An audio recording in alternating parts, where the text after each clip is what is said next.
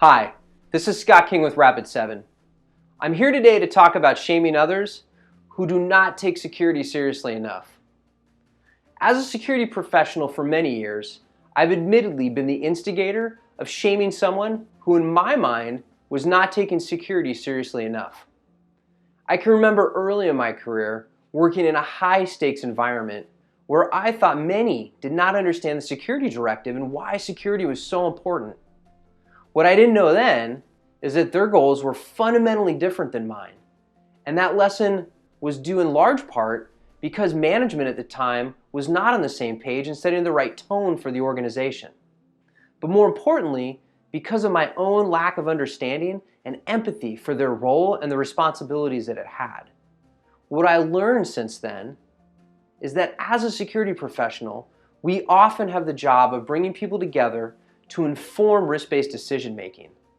And in that role, it's not all about security. It's about bringing together the right decision-making to enable the business. The business being why we are employed by that company, and without that company being in business, our role isn't even necessary. Now, I don't know about you, but that realization for me was one of the biggest aha moments in my career and really reshaped my thinking about how to approach cybersecurity risk for the organizations that I've worked for. Now, the first example I'll cover of a lesson learned is a situation involving technology and a goal to consolidate technology into a common footprint. Now, at the time, I had a view that we as a security organization needed to maintain a level of separation from the rest of the IT stack because I thought the IT organization sucked at security. Now, that logic made perfect sense in the moment, and we proceeded forward with an architecture by making another team feel completely inadequate and not able to meet our needs.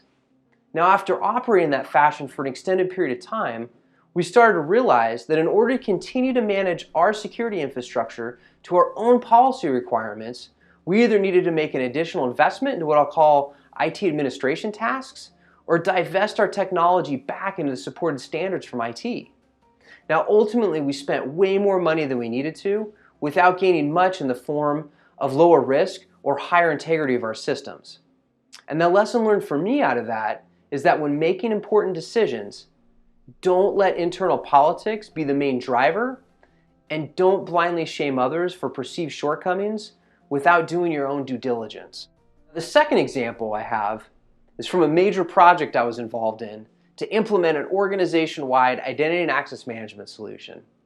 I had just started working for this company, and the project was one of the first ones I was involved in.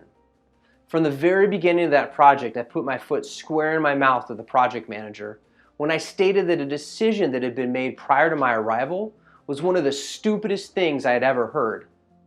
Unknowingly, that the project manager was the person who made that decision.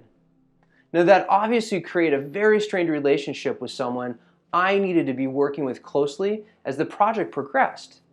And ultimately, the project concluded, and we entered the technology into operations with a less than ideal operating model, all because of an uninformed comment that I made intended to put prior decision-making to shame and not seeking to understand the thought process and how I could work with the team productively. The lesson learned for me in that scenario was that instead of jumping to conclusions, instead spend the time to really dig in and understand what's happening and build bridges instead of inadvertently tearing them down. Now, throughout my career, I have always tried to improve the security posture of the companies I've worked for, sometimes in small ways, other times in significant ways.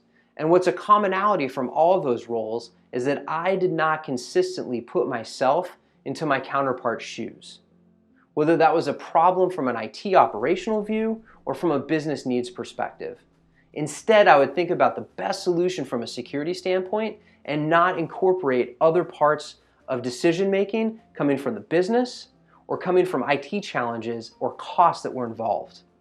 Now, that myopic thinking ended up driving wedges between myself and other parts of the organization, when instead we needed to work together to accomplish the business goals.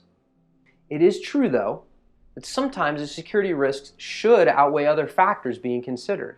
However, in my experience, that's the exception and not the rule. And when working through those situations, I have found it best to lead the discussion but empower the stakeholders, the main stakeholders, to reach a consensus on risk tolerance.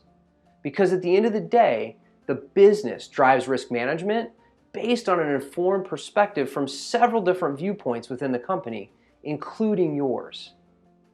Until next time, this is Scott King with Rapid7.